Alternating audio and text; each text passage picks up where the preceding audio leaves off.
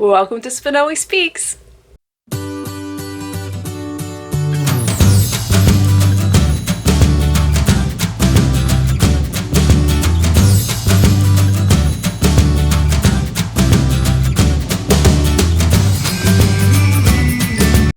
Hi guys, welcome back to my channel. Boy, what a dork I am. I completely just forgot about an intro and an outro to this video, which I don't know if outro is a word, but I forgot to do it. So here I am editing my wide window vlog, which I filmed way back in April when I did Dewey's 24-hour readathon, that I completely forgot to film an intro. So here's my intro. Hi guys, it's May. Welcome back to my channel. If you are new here, hi. If you've been here, hello. I feel like such a dork. So I just simply must have forgotten it. Maybe in my tiredness of trying to stay up for 24 hours, I completely forgot. But here I'm editing and I'm like, where's my welcome to Spenelli Speaks? Where's my this is what I'm talking about? Where's my this is what I thought about the book? Well, here I am, almost a month later, ready to talk. So I am doing a series for the series of unfortunate events. I love this series. I have read them all before, so these are all rereads.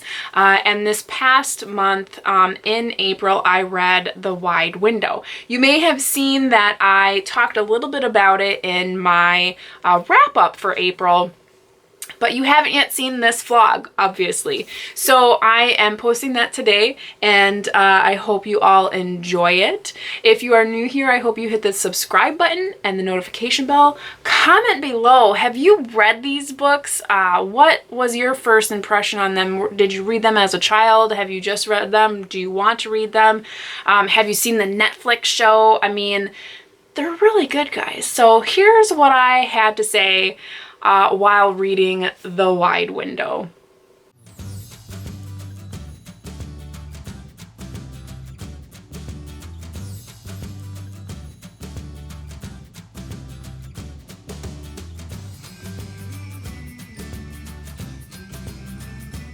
I am so excited to start The Wide Window. I really enjoyed the bad beginning, and of course, as you know, Reptile Room is one of my favorites. I love Uncle Monty. The Wide Window is another one of the series that I have read a couple of times, and Aunt Josephine just perplexes me. She is just one of the most oddest of characters. She really is. So this book, though I truly enjoy her love of grammar, she is just so undeniably ridiculous sometimes. So I'm excited to get into this one. I'm gonna get right on into it.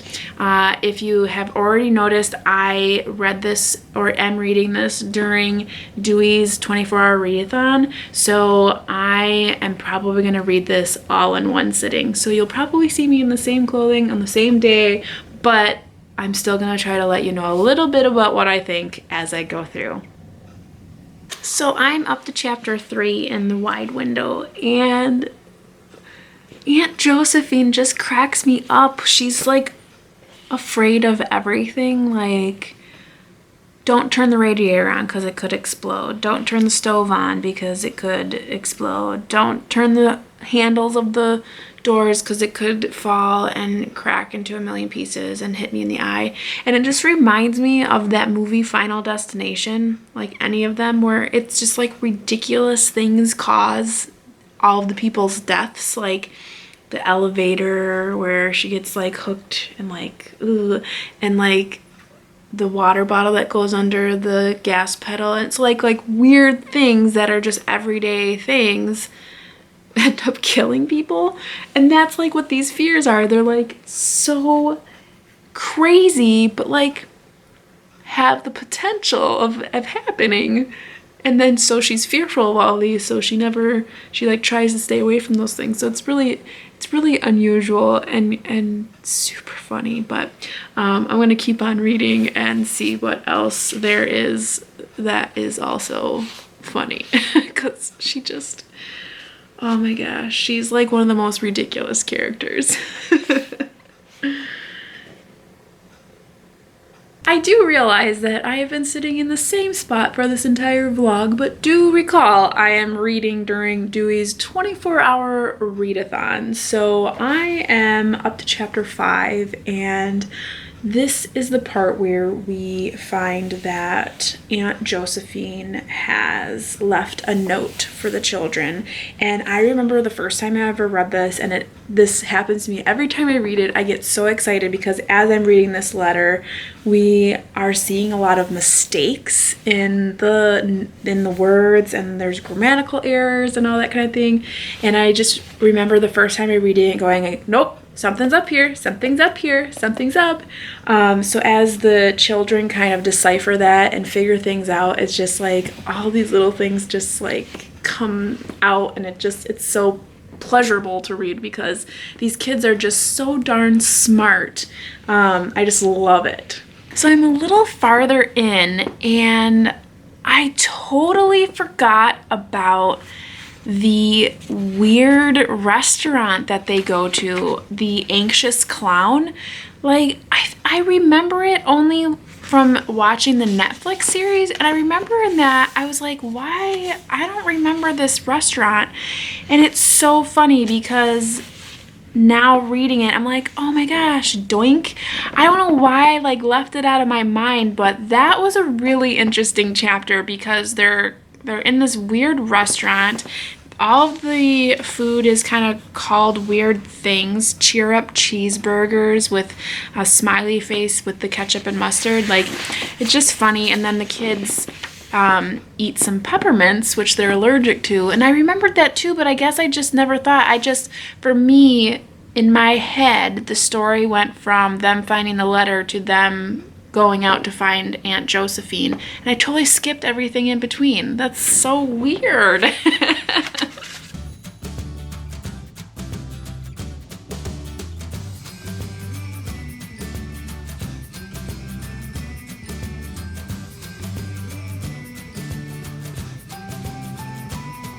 I love all of the illustrations in these books, and I'm not sure who does the illustrations.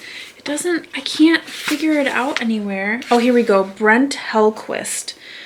I love the way that they did these illustrations in all of the books. I mean, they're just so unique. They're almost like antique-like. They just match the book so well because the book has this weird sense that it's not like times right now. It just seems like it's something in a different world, a different time era. I don't know, but these illustrations just, they're so nice. I love them. I could stare at them all day long.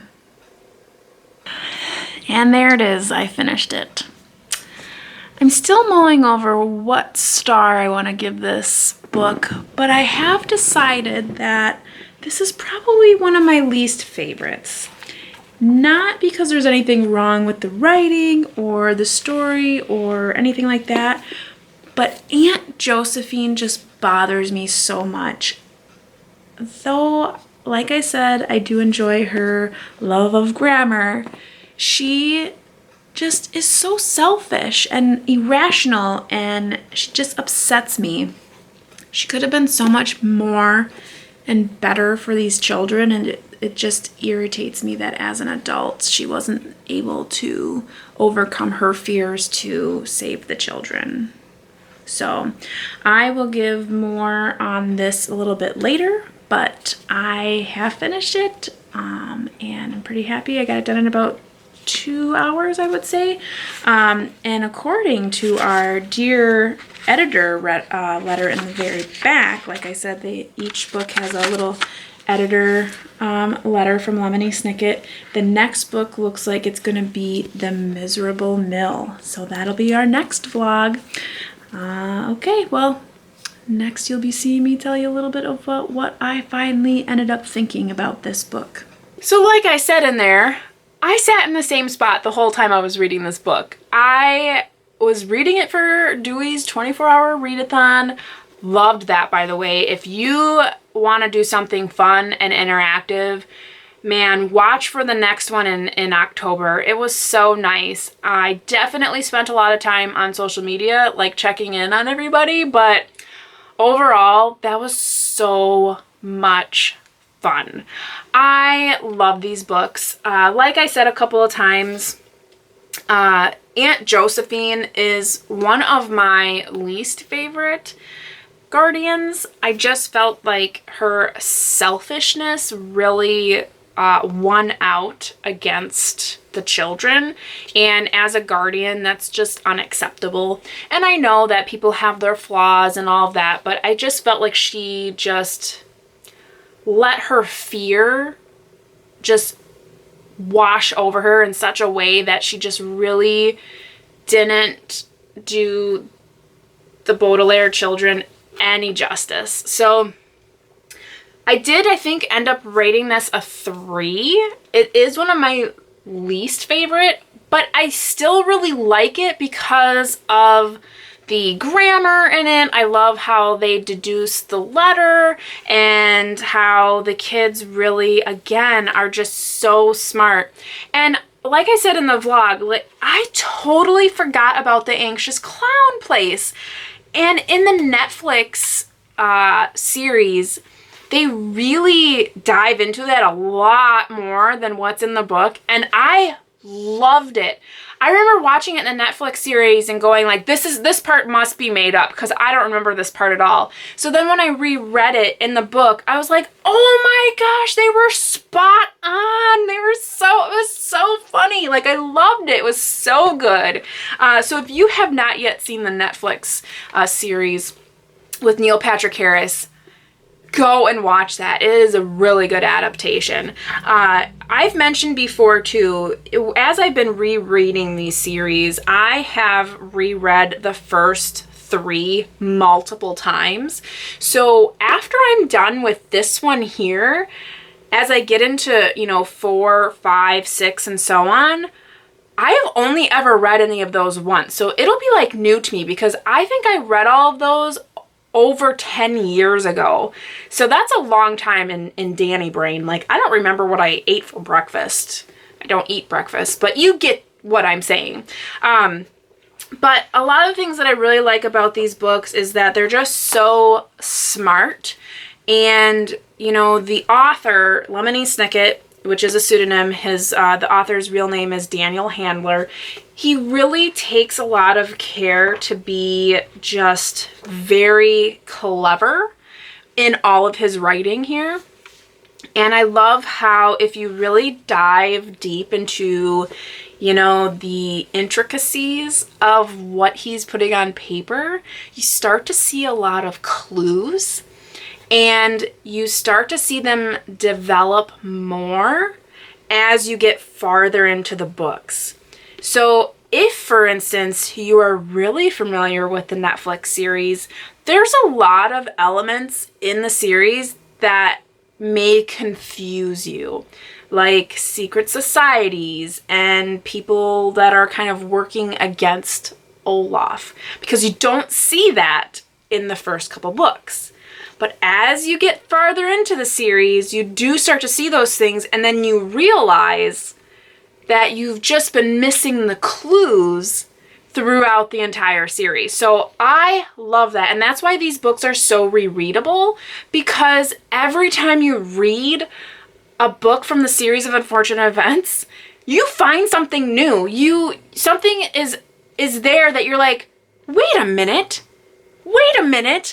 In book 7, that's what they meant by, and then, it all makes sense. So I really like that. If you look at the names of some of the people that Count Olaf pretends to be, for instance, in the last book, which was The Reptile Room, excuse me, not a person that Count Olaf was, but Dr. Lucafont, I think. If you scramble the letters, it spells out Count Olaf. So it's really interesting if you really look at the words and you look at all of the, you know, disguises and all of that. I mean, it's really cool, guys. So I know I'm a total dork, a total dweeb, a total nerd. I don't care. Call me what you will. I love these books. So I hope you stick around for my next vlog. It'll actually carry over 2 of the next books, which are the 4th and 5th in the series. I'm really excited, and it'll be my first time reading them, kind of, because like I said, I haven't read them in over 10 years. So I'm super, super excited to continue in the series. I'm excited for you to join me. Make sure you subscribe, hit that notification bell, and comment below. I love interacting with everybody. I try to make sure that I interact with all of the comments that are left. So I hope you all are taking care and staying safe out there. I hope that as the sun starts to shine a little bit brighter, that you're feeling a little bit better yourself and keeping those smiles on your faces. So until next time, guys, you know how it goes. Happy reading. Bye.